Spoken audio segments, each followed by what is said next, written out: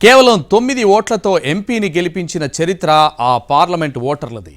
అయితే తెలుగుదేశం లేదంటే కాంగ్రెస్ మధ్య పోటీ ఉండేది. 4 దశాబ్దాల చరిత్రను గత ఎన్నికల్లో తిరగరాసేసింది వైసీపీ. అదే దూకుడుతో మరోసారి బీసీ నాయకత్వానికి ఛాన్స్ ఇచ్చింది. అటు కూటమి తరపున తొలిసారి బీజేపీ పోటీకి దిగింది. ప్రచారం నుంచి పోలింగ్ వరకు బీజేపీ వైసీపీ మధ్య ఉత్కంఠభరితంగానే జరిగింది.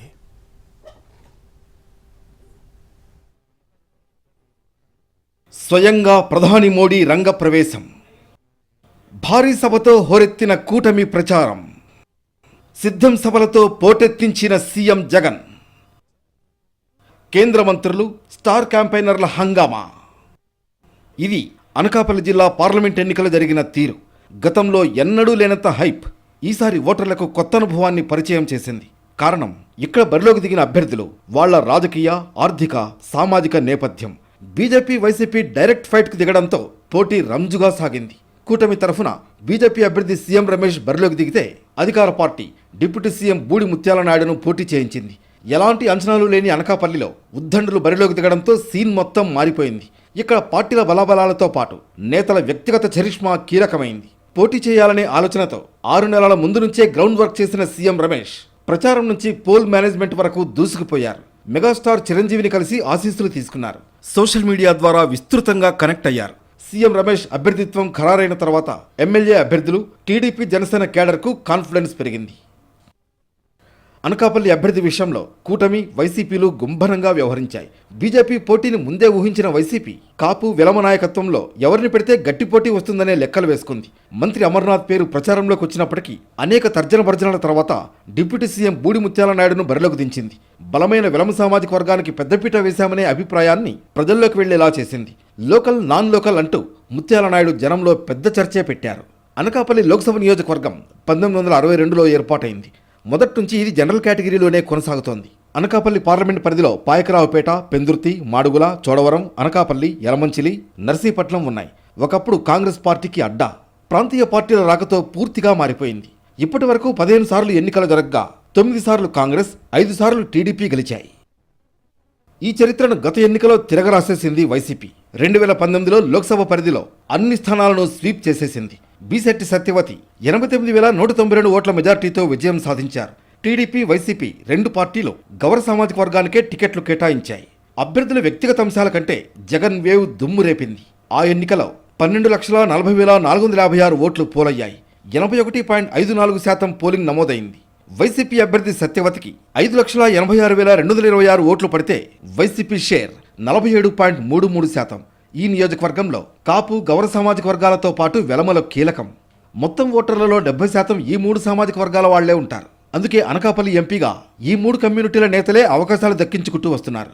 ఈ 3 సామాజిక వర్గాలు బలమైనవి కావడంతో ఇక్కడ క్యాస్ట్ ఈక్వేషన్ను చాలా జాగ్రత్తగా అప్లై చేస్తూ ఉంటాయి రాజకీయ పార్టీలు. ఈ ఎన్నికల్లోనూ అదే జరిగింది. ప్రాంతాలు వేరైనప్పటికీ ప్రధాన ప్రత్యర్థులైన సీఎం రమేష్, డిప్యూటీ సీఎం ముత్యాల నాయుడు వెలమనేతలే. 15,96,916 మంది ఓటర్లు ఉంటే 13,09,977 ఓట్లు పోలయ్యాయి. 82.03% పోలింగ్ నమోదైంది. అనకాపల్లిలో స్థానిక నాయకత్వానికే ప్రజలు పట్టం కట్టడం కనిపిస్తుంది.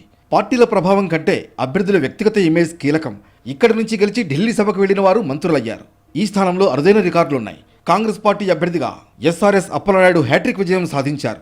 ఇదే అనకాపల్లి నుంచి 1989లో కాంగ్రెస్ పార్టీ నుంచి కేవలం 9 ఓట్ల మెజార్టీతో గెలిచి సంచలనం సృష్టించారు కొణతాల రామకృష్ణ.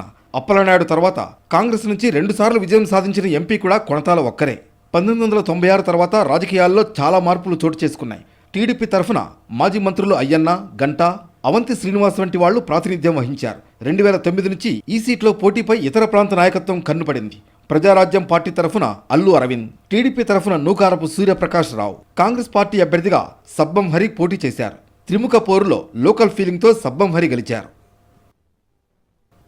ఈ దఫా ఎన్నికలు గతం కంటే పూర్తిగా భిన్నమైనవిగా చూడాల్సి ఉంటుంది. తొలిసారి ఇక్కడ బీజేపీ పోటీ చేయడం నిర్మాణాత్మక బలం లేకపోయినా కూటమి పార్టీల ఓటు బ్యాంకుపై ఆధారపడింది. ఇక్కడ సీఎం రమేష్ అభ్యర్థిత్వం ఖరారు కావడం పెద్ద బూస్ట్. సీఎం రమేష్కు రాజకీయ వర్గాల్లో మంచి గుర్తింపు ఉంది. ఆర్థికంగానూ బలమైన వ్యక్తి. ఇవన్నీ కలిసి వస్తాయనే బీజేపీ రమేష్ను అనకాపల్లి నుంచి పోటీకి దించింది. వ్యూహాత్మకంగా ఎన్నికల రణరంగంలో అడుగుపెట్టిన సీఎం రమేష్ తక్కువ సమయంలోనే ప్రజలకు చేరువయ్యారు. కమలం సింబల్ను వాయువేగంతో గ్రామీణ ఓటర్లకు పరిచయం చేయడంలో సక్సెస్ అయ్యారు. ఇక్కడ కూటమికి జనసేన ఓటింగ్ టర్నింగ్ పాయింట్. సంస్థాగతంగా బలమైన టీడీపీ ఎన్నికల ఫలితాలను ప్రభావితం చేయనుంది. దీంతో ఓట్ ట్రాన్స్ఫర్ ఎంత మేరకు జరిగిందనేది ఇప్పుడు తేలాల్సి ఉంది.